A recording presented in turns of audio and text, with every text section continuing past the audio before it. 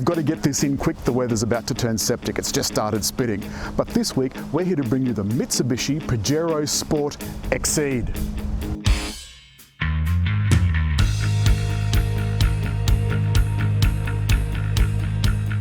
We drove Pajero Sport at the launch about 4 or 5 years ago up on Stockton Sands. Here's a bit of gratuitous sand footage. It proved to be incredibly capable off-road. So now, 4 or 5 years later, they've updated the front to give it this more corporate look. LED headlights front and back, and this built-in bull bar on the top model. The thing about a factory-fitted option like this is that you know that all the sensors are going to work. Not only is that important for parking, but it's also important for accidents. It means your airbags will definitely deploy. If you've got the key in the pocket, you can lock and unlock the door from the front. And also these side steps have been raised slightly in the updated model to give you more ground clearance. And although I think generally Pajero Sport is a great car, I really do not like this at all.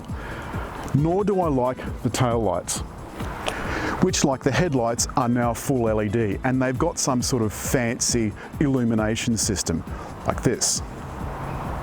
And the other thing Exceed has is if the key is in your pocket, you can just swipe underneath and the tailgate will open.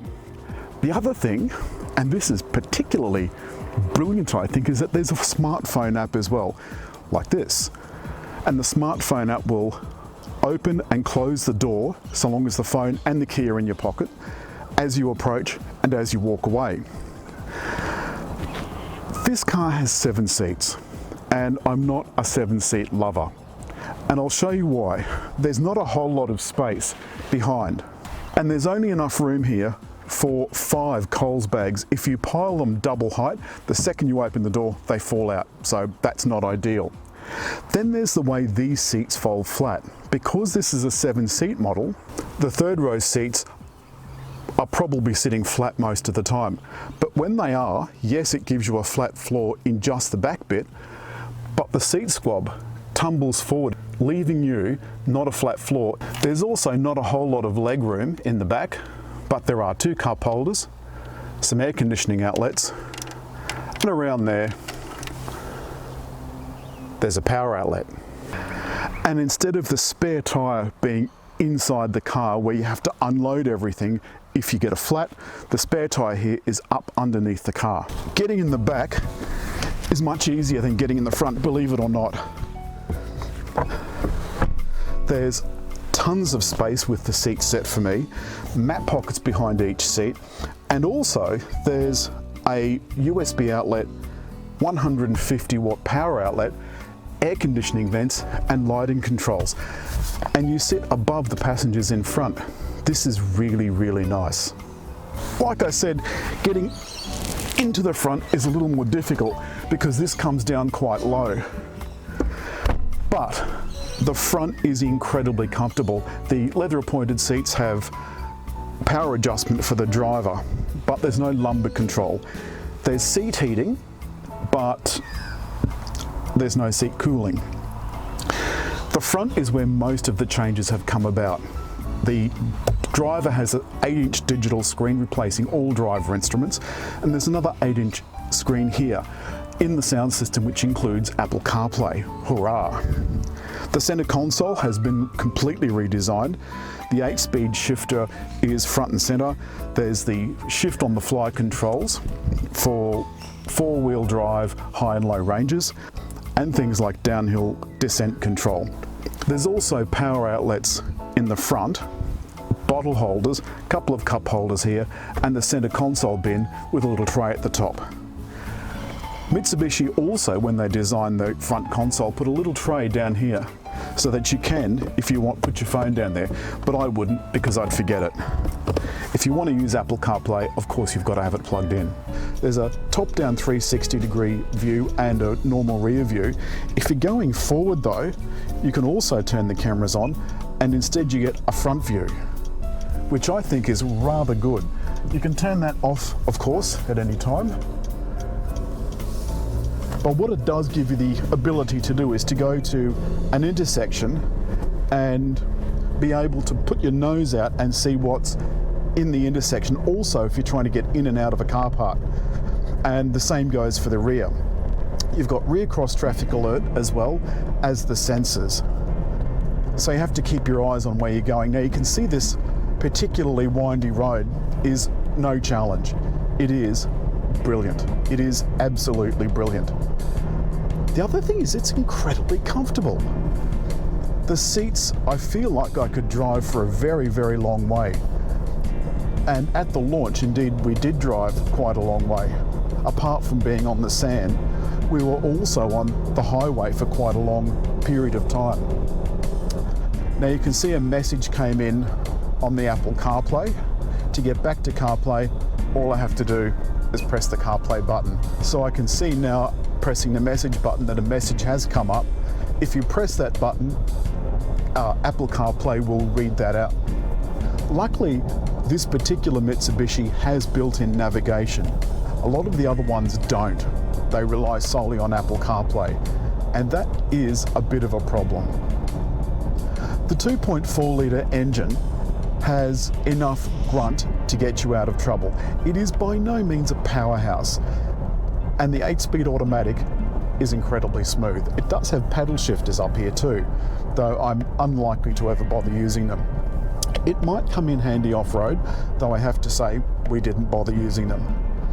I'm not an experienced off-roader, so all of this off-road footage is in the hands of a professional driver, someone that actually knows what they're doing. As we're descending, the transmission is going up and down in gears to try and keep you to speed.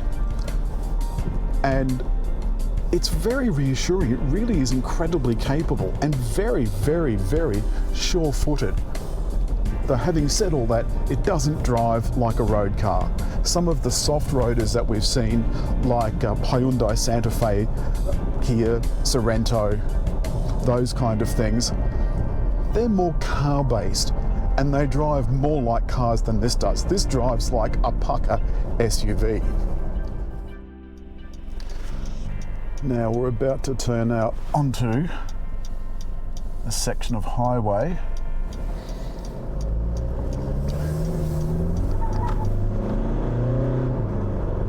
Acceleration isn't too bad.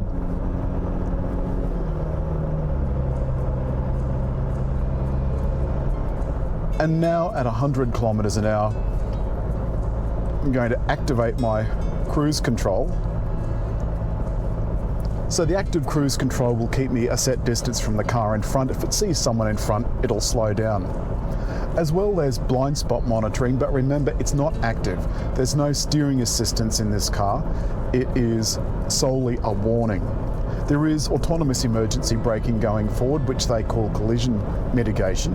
And the driver instrument that's in front of me, you can change that view too to give you a couple of different instrumentations, but it's showing me speed, how far I've got the cruise control set to, how fast I've got the cruise control set to, plus the revs and the usual other driver data. The fuel and temperature gauges are just little separate screens, and that's fine by me. You've got to keep in mind that this was designed primarily as an off-road vehicle, so that's what it's got to be really good at. The fact that it is fairly comfortable around town is almost a by the way, because it can do something soft-roaders can't do. It can go off-road, it can drive in sand and mud, and it can climb rocks. The thing that I probably like the most is the fact that they jazzed up the interior a bit, and it feels properly nice. It's comfortable, it's roomy, it's spacious. Personally, I would rather an option to get rid of those wretched third row seats because you're never going to use them. And then I always wonder, what happens in an accident? You don't have easy access to the rear hatch, nor do you have easy access to the rear doors. Yeah, I wonder that too. And just because I don't want to waste the footage, here's a little bit more of gratuitous sand driving. The range starts much lower, of course, but Exceed is the top of the range, and it does come with a lot of stuff that the lower ones don't come with. What you didn't see in the footage just now in the national park was that on those really narrow roads, on the tight bends, don't ever be tempted to grab a handful of lock in a tight corner. Go into them slowly. This is a big, tall car and it's heavy, and you really notice it in those corners. This, as I said, is $10 under $60,000, and that's a drive-away price for private buyers. I really like the interior. I like the new set out of the center console, and I love the driver instruments. I particularly like the really clever phone app. If you can ignore those taillights, Mitsubishi Pajero Sport is actually a really nice car, and Exceed is particularly so. I love it on the road, but remember, it does drive more like a Triton than a soft roader. Nonetheless, this is incredibly comfortable on and off the road. Here's a little bit more sand driving just because I love it so much. As with all of our videos, if you've liked the video, hit the like button, leave a comment, but most of all, don't forget to hit just there to subscribe.